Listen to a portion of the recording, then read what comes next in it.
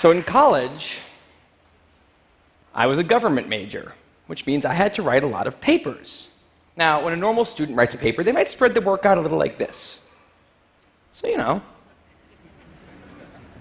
you get started maybe a little slowly, but you get enough done in the first week that with some heavier days later on, everything gets done and things stay civil. And I would want to do that like that. That would be the plan. I would have it all ready to go, but then actually the paper would come along, and then I would kind of do this. And that would happen every single paper. But then came my 90-page senior thesis, a paper you're supposed to spend a year on. I knew for a paper like that, my normal workflow was not an option. It was way too big a project. So I planned things out, and I decided I kind of had to go something like this. This is how the year would go. So I'd start off light, and I'd bump it up in the middle months. And then at the end, I would kick it up into high gear. It's just like a little staircase. How hard could it be to just walk up the stairs? No big deal, right? But then, funniest thing happened. Those first few months, they came and went, and I couldn't quite do stuff. So we had an awesome new revised plan. But then those middle months actually went by, and I didn't really write words. And so we were here. And then 2 months turned into 1 month, which turned into 2 weeks.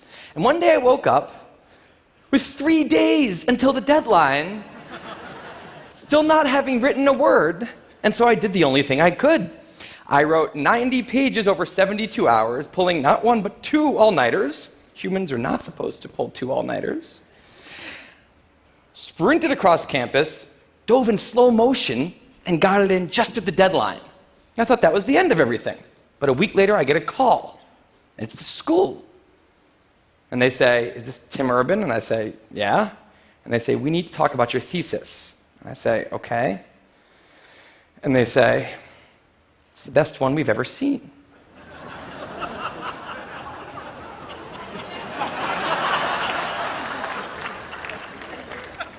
That did not happen. It was a very, very bad thesis. I just wanted to enjoy that one moment when all of you thought, "This guy is amazing." No, it was very, very bad. Anyway, today I'm a writer, blogger guy. I write the blog Wait, But Why? And a couple of years ago, I decided to write about procrastination. My behaviors always perplexed the non-procrastinators around me, and I wanted to explain to the non-procrastinators of the world what goes on in the heads of procrastinators and why we are the way we are. Now, I had a hypothesis that the brains of procrastinators were actually different than the brains of other people. And to test this, I found an MRI lab that actually let me scan both my brain and the brain of a proven non-procrastinator, so I could compare them, and I actually brought them here to show you today, and I want you to take a look carefully to see if you can notice a difference. And I know that if you're not a trained brain expert, it's not that obvious, but just take a look, okay? So here's the brain of a non-procrastinator. Now, here's my brain.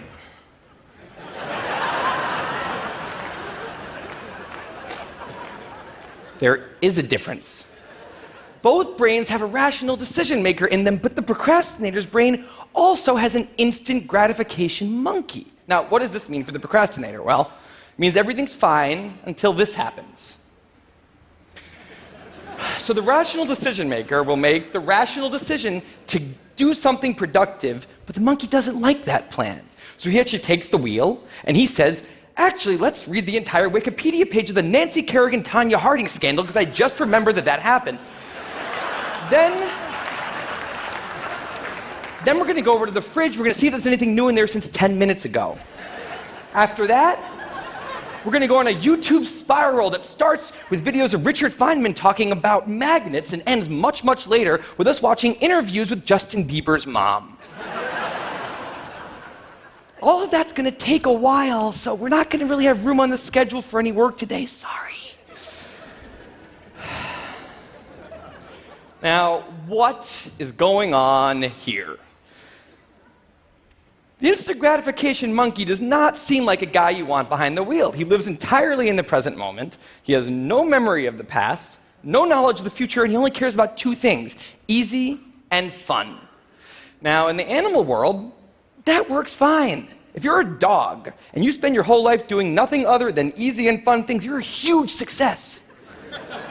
And to the monkey, humans are just another animal species he has to keep well slept, well fed, and propagating into the next generation, which in tribal times might have worked okay. But if you haven't noticed, now we're not in tribal times. We're in an advanced civilization, and the monkey does not know what that is, which is why we have another guy in our brain, the rational decision maker, who gives us the ability to do things no other animal can do. We can visualize the future. We can see the big picture. We can make long-term plans. And he wants to take all of that into account. And he wants to just have us do whatever makes sense to be doing right now. Now, sometimes it makes sense to be doing things that are easy and fun, like when you're having dinner or going to bed or enjoying well-earned leisure time. That's why there's an overlap. Sometimes they agree. But other times, it makes much more sense to be doing things that are harder and less pleasant for the sake of the big picture, and that's when we have a conflict. And for the procrastinator, that conflict tends to end a certain way every time, leaving him spending a lot of time in this orange zone, an easy and fun place that's entirely out of the make sense circle. I call it the dark playground. Now, the dark playground is a place that all of you procrastinators out there know very well. It's where leisure activities happen at times when leisure activities are not supposed to be happening. The fun you have in the dark playground isn't actually fun because it's completely unearned, and the air is filled with guilt, dread, anxiety, self-hatred, all those good procrastinator feelings. And the question is, in this situation, with the monkey behind the wheel, how does the procrastinator ever get himself over here to this blue zone? A less pleasant place, but where really important things happen. Well, it turns out that the procrastinator has a guardian angel, someone who's always looking down on him and watching over him in his darkest moments, someone called the panic monster.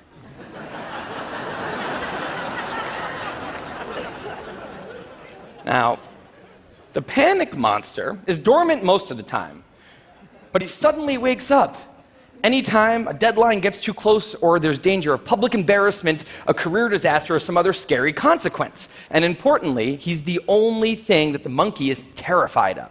Now, he became very relevant in my life pretty recently because the people of TED reached out to me about 6 months ago and invited me to do a TED Talk.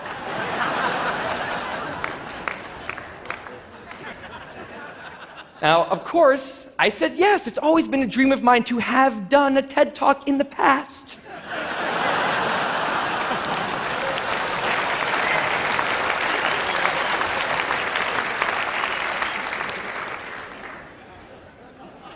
But in the middle of all this excitement, the rational decision maker seemed to have something else in his mind. He was saying, are we clear on what we just accepted? Do we get what's going to be now happening one day in the future? We need to sit down and work on this right now.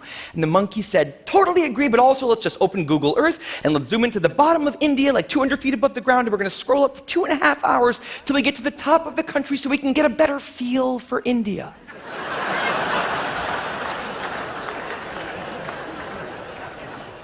So that's what we did that day. As 6 months turned into 4, and then 2, and then 1, the people of TED decided to release the speakers. And I opened up the website, and there was my face staring right back at me, and guess who woke up? So the panic monster starts losing his mind, and a few seconds later, the whole system's in mayhem.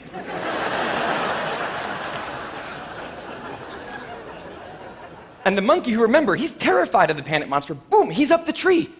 And finally, the rational decision maker can take the wheel and I can start working on the talk. Now, the panic monster explains all kinds of pretty insane procrastinated behavior, like how someone like me could spend 2 weeks unable to start the opening sentence of a paper and then miraculously find the unbelievable work ethic to stay up all night and write 8 pages.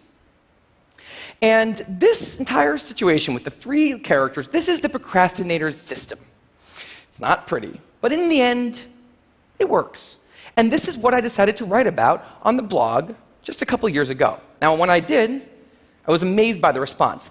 Literally thousands of emails came in from all different kinds of people, from all over the world, doing all different kinds of things. These were people who were nurses and bankers and painters and engineers and lots of PhD students. And they were all writing saying the same thing. I have this problem too. But what struck me was the contrast between the light tone of the post and the heaviness of these emails. These people were writing with intense frustration about what procrastination had done to their lives, about what this monkey had done to them. And I thought about this, and I said, well, if the procrastinator system works, then what's going on?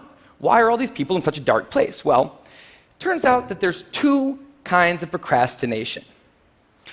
Everything I've talked about today, the examples I've given, they all have deadlines. And when there's deadlines, the effects of procrastination are contained to the short term because the panic monster gets involved. But there's a second kind of procrastination that happens in situations when there is no deadline. So if you want to have a career where you want to be a self-starter, something in the arts, something entrepreneurial, there's no deadlines on those things at first because nothing's happening at first, not until you've gone out and done the hard work to get some momentum, to get things going. There's also all kinds of important things outside of your career that don't involve any deadlines, like seeing your family or exercising and taking care of your health, working on your relationship or getting out of a relationship that isn't working. Now, if the procrastinator's only mechanism of doing these hard things is the panic monster, that's a problem because in all of these non-deadline situations, the panic monster doesn't show up. He has nothing to wake up for. So the effects of procrastination, they're not contained. They just extend outward forever. And it's this long-term kind of procrastination that's much less visible and much less talked about than the funnier, short-term, deadline-based kind. It's usually suffered quietly and privately. And it can be the source of a huge amount of long-term unhappiness and regrets. And I thought, that's why these people are emailing, and that's why they're in such a bad place. It's not that they're cramming for some project. It's that long-term procrastination has made them feel like a spectator at times in their own lives. The frustration was not that they couldn't achieve their dreams, it's that they weren't even able to start chasing them. So I read these emails and I had a little bit of an epiphany that I don't think non-procrastinators exist. That's right. I think all of you are procrastinators. Now, you might not all be a mess, like some of us. And some of you may have a healthy relationship with deadlines. But remember, the monkey's sneakiest trick is when the deadlines aren't there. Now, I want to show you one last thing. I call this a life calendar. That's one box for every week of a 90-year life. That's not that many boxes, especially since we've already used a bunch of those. So I think we need to all take a long, hard look at that calendar. And we need to think about what we're really procrastinating on, because everyone is procrastinating on something in life. We need to stay aware of the instant gratification monkey. That's a job for all of us. And because there's not that many boxes on there, it's a job that should probably start today. Well, maybe not today, but sometime soon. Thank you.